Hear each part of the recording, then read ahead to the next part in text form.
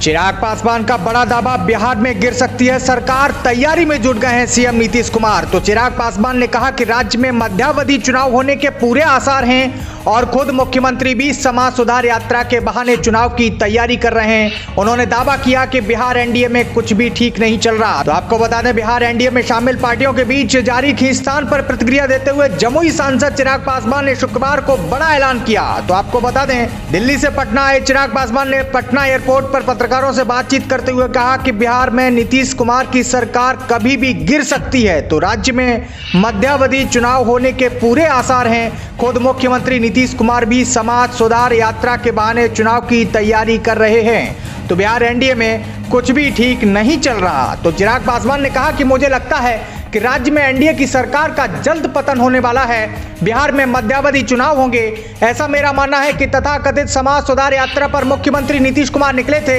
इसकी कोई जरूरत नहीं थी। सभी जानते हैं कि मुख्यमंत्री ऐसी यात्रा तभी निकालते हैं जब वो खुद चुनाव की तैयारियों में लगते हैं। हमने देखा है कि बड़ी से बड़ी घटना घट जाने पर भी मुख्यमंत्री बाहर नहीं जाते या किसी पीड़ित परिवार से नहीं मिलते।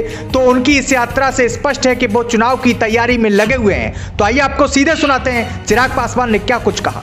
देखिए, बहरहाल ये पूरी तरीके से एनडीए का अपना इंटरनल मैटर है और ख़ास तौर पर मुकेश सहनी जी की अगर मैं बात करूं, ये पूरी तरीके से उनकी पार्टी का अपना इंटरनल विषय है कि वो कहां पे चुनाव लड़ना चाहते हैं, नहीं लड़ना चाहते हैं। गठबंधन में उनकी क्या बातचीत हुई है, नहीं बातचीत हुई है। आमतौर पर हम लोग देखते हैं कि जब किसी एक राज्य में गठबंधन होता है तो वो उस राज्य तक के लिए ही सीमित रहता है वो गठबंधन, और बाकी राज्यों में आपके पास स्वतंत्रता होती है। अगर आप लड़ना चाहते हैं आप लड़ सकते हैं, बट बहरहाल ये 1-to-1 इक्वेशन पर डिपेंड करता है। मुझे नहीं पता कि गठबंधन के वक्त मुकेश सहनी जी या उनकी पार्टी की क्या बातचीत हुई थी भारतीय जनता पार्टी से, क्या बातचीत नहीं हुई थी। बट हाँ, जिस तरीके से दरारें खुल के सामने आ रही हैं, भारतीय जनता पार्टी की तरफ से बहुत कुछ कहा जा रहा है, मुकेश सहनी जी अपने स्टैंड पे मजबूती से वो कायम है। ये किसी भी गठबंधन के लिए इस तरीके के मतभेद जो धीरे धीरे मनभेद में भी बदल रहे हैं, ये किसी भी गठबंधन के लिए सही नहीं होता है। बट बहरहाल वैसे भी एनडीए गठबंधन में कुछ सही तो चल नहीं रहा है। ये तो फिर भी छोटे क्षेत्रीय दल हैं। अगर आप गठबंधन की दोनों प्रमुख दलों को भी अगर आप देखेंगे तो जिस तरीके से मौजूदा मुख्यमंत्री नीतीश कुमार जी की पार्टी और भारतीय जनता पार्टी के बीच में जिस तरीके से टकरार चल रही है और अपने आप को वर्चस्व की लड़ाई में बड़ा दिखाने में दोनों लगे हुए हैं, विभिन्न मुद्दों पर दोनों आमने सामने हैं गठबंधन। तो ये बात मैं बहुत पहले भी कह चुका। मुझे लगता है कि अब ये नीतीश सरकार या एनडीए की जो सरकार यहाँ पे चल रही थी उसका पतन बहुत जल्द होगा और बहुत जल्द अब ये सरकार गिरेगी यहाँ पर। क्या आपने जो दावा किया था कि बिहार में मध्यवर्ती चुनाव होंगे, तो क्या ये आसार दिखने शुरू हो गए? मैं मान के चल रहा हूँ कि बिहार में मध्यवर्ती चुनाव होंगे।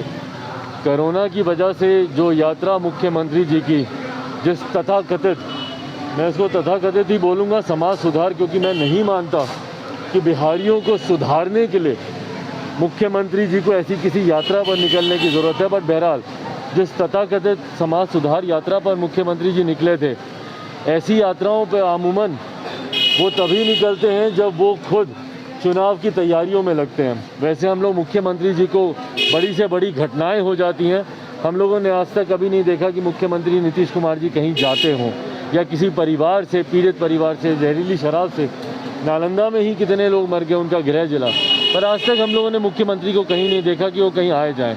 तो वो ऐसी यात्रा पर तभी निकलते हैं जब वो चुनाव की तैयारी में लगे होते हैं। और ये मैं मान के चल रहा हूँ कि मुख्यमंत्री जी कहीं ना कहीं भीतर ही भीतर इस बात को समझ गए हैं कि बिहार में कभी भी सरकार गिर सकती है, और उन्होंने अपने आप को ऑलरेडी वो इलेक्शन मोड में आ गए, चुनाव की तैयारी में वो लग चुके हैं। मुकेश सहनी ने जो बयान दिया उसके बाद बीजेपी के कई नेता कह रहे हैं कि चिराग पासवान को एनडीए में लाने मतदान के बाद ज़्यादा प्रतिक्रिया है। देखिए, हर उस नेता का मैं धन्यवाद करता हूं जिन्होंने अपनी भावनाओं को इतने स्पष्ट तरीके से उन्होंने रखा।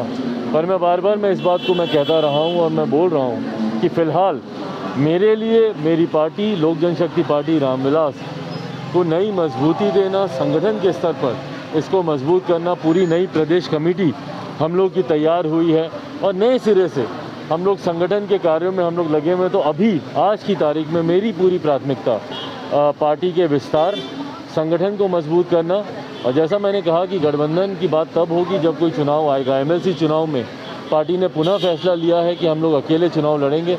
अगर कोई बीच में मध्यावधि चुनाव नहीं होता है तो आगामी 24 में जो चुनाव होंगे गठबंधन की चर्चा उस वक्त की जाएगी। यूपी विधानसभा चुनाव में आपकी पार्टी की क्या रणनीति है? कितनी सीटों पर आप लोग चुनाव लड़ेंगे? देखिए, हम लोग जैसा मैंने पिछली बार भी कहा था, अधिकांश सीटों पर हम लोग चुनाव लड़ेंगे। पहले और दूसरे फेज़ के कुछ प्रत्याशियों की सूची जारी कर दी गई है। सिंबल को लेकर थोड़ा सा इशू था, क्योंकि जो पार्टी का ओरिजिनल सिंबल है उसको चुनाव आयोग के द्वारा मतभेद की वजह से उसको फ्रीज़ कर